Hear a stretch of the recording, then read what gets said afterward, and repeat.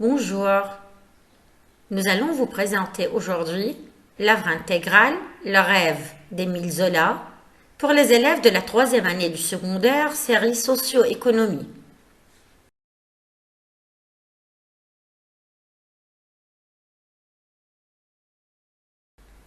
À la fin de cette séance, vous serez capable d'identifier les principaux axes de lecture de l'œuvre intégrale Le rêve, de dégager les principales composantes de chacun de ces axes. Un survol du roman Le rêve pourrait nous aider comme point de départ. L'action se déroule le jour de Noël en 1860, devant la cathédrale enneigée de Beaumont. Le couple des Hubert trouve dans la rue une petite fille, Angélique. Ils l'adoptent et lui apprennent la broderie des icônes et les lectures religieuses. Un jour, au bord de la rivière, Angélique, qui faisait la lessive, rencontre Félicien. C'est le coup de foudre réciproque. La découverte que Félicien est le fils du monseigneur noble d'Hautecœur réalise la prophétie rêvée par Angélique. Or, leur famille s'oppose à leur mariage. Angélique souffre littéralement de cet amour contrarié et entravé par les obstacles parentaux. Finalement, voyant qu'Angélique se consume peu à peu devant cette opposition, les deux familles consentent au mariage. Après la cérémonie nuptiale, au comble du bonheur, Angélique meurt à la sortie de l'église après avoir donné à Félicien son unique baiser.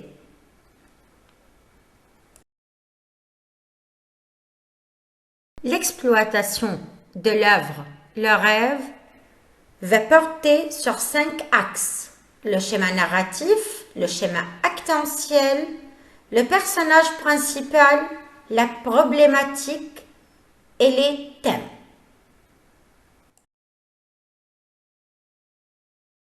Passons vers les cadres du roman.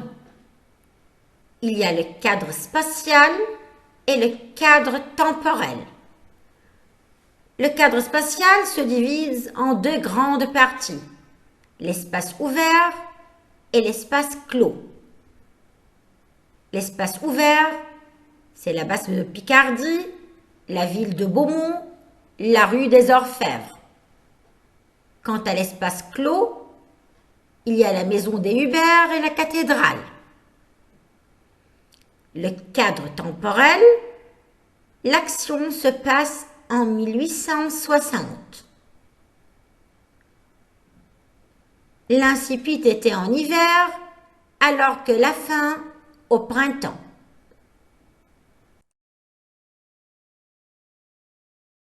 Le schéma actantiel. Le sujet, c'est Angélique, cette fille adorable et pieuse. Son objet, c'est d'accéder à l'amour parfait et longtemps rêvé. Plusieurs adjuvants l'aident dans sa quête. Ses lectures romantiques et religieuses, sa solitude et sa chasteté. En plus, la beauté de Félicien, sa noblesse et son amour sincère. Alors que les opposants qui entravent son chemin sont l'hérédité d'Angélique, les exaltations sensuelles de Félicien, la différence de caste sociale et l'opposition des parents. Le destinataire, c'est l'aspiration d'Angélique à un idéal de perfection qui trouve son accomplissement dans la sainteté. Le destinataire, c'est le besoin d'idéal parfait et de mystère. Le schéma narratif.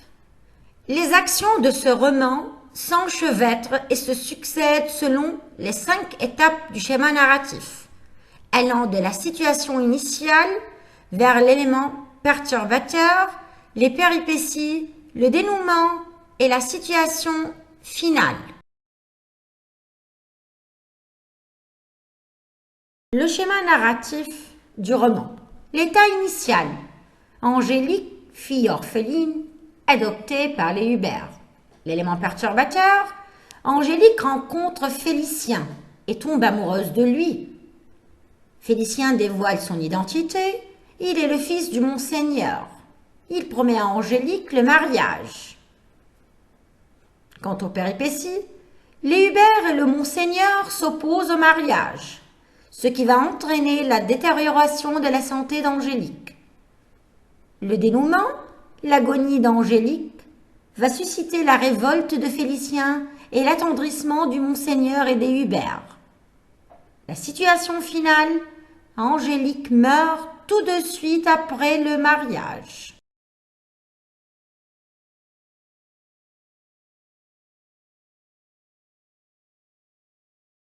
Une carte d'identité du personnage principal Angélique.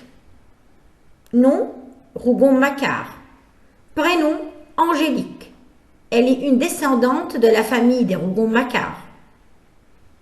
Portrait physique. Elle a une beauté rare, une taille souple et une fraîcheur d'âge. Le portrait moral, chasteté et piété.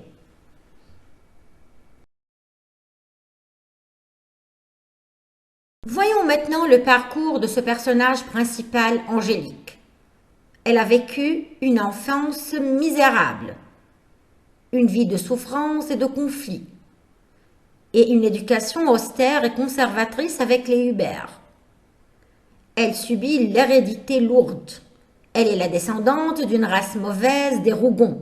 Sa pureté est menacée par ses instincts. Elle a une passion enflammée envers Félicien. Elle a la volupté et les timides fougues amoureuses. Elle se caractérise par la chasteté et la pureté. Enfermée dans sa virginité, elle appartient au monde des anges. Angélique est morte après son unique baiser.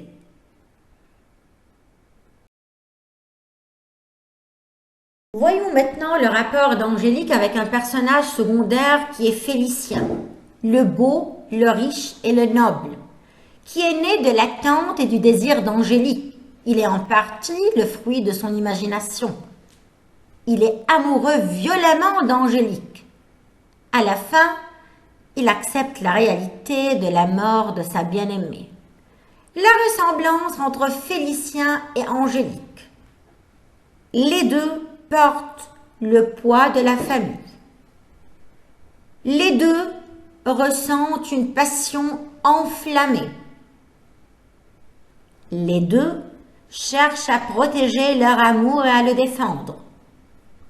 Or, une différence se remarque entre Félicien et Angélique. Le premier appartient au monde de la réalité, alors qu'Angélique appartient au monde des anges. Ce parcours se termine comme si la pureté ne pouvait se conjuguer avec la passion. La problématique, c'est le conflit entre le rêve d'amour féerique et l'aspiration au bonheur humain. C'est la dualité du rêve qui constitue la problématique de l'œuvre. Enfin, le rêve d'Angélique est réalisé dans l'amour spirituel. L'amour sensuel vient le détruire.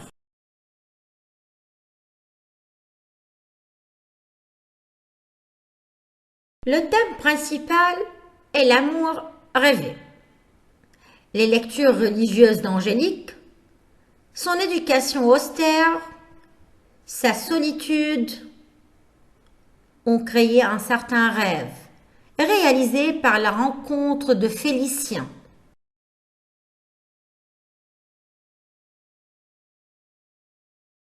Le rêve d'Angélique était l'amour-passion idéalisé. L'amour idéalisé, en plus de l'intensité de l'amour et de la révolte contre tout obstacle, ces trois facteurs aboutissent au mariage. Or, la mort d'Angélique fait de l'amour une source de malheur.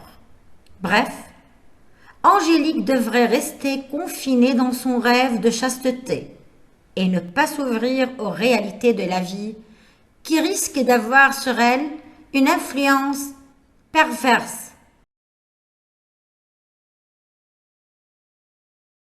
Les thèmes transversaux. Deux thèmes transversaux se trouvent dans le roman Le Rêve. Le thème des classes sociales, qui sont divisées en deux grandes catégories. La classe noble, qui construit son prestige sur l'éclat du passé, qui a toute puissance matérielle et religieuse. La classe du peuple, laborieuse, fascinée par les riches et qui affiche à l'égard des nobles une soumission religieuse. Le deuxième thème, c'est la religion, qui est centrale dans le roman. Elle est une puissance qui impose à Angélique un comportement pieux et la conduit au mysticisme. Tout le rêve d'Angélique est cloîtré dans la religion.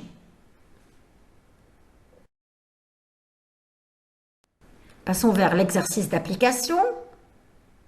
Établissez le schéma narratif propre à l'œuvre intégrale Le Rêve de Zola.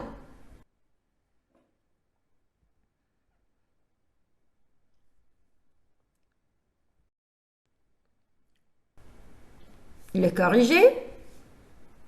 Vous devez brosser le schéma narratif avec ces 5 étapes, allant de l'état initial vers l'élément perturbateur, les péripéties, le dénouement et la situation finale.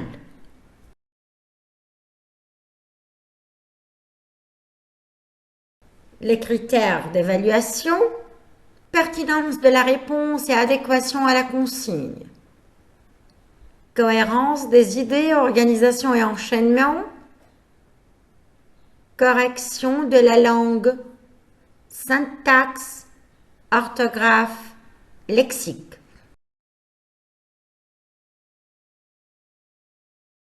Merci.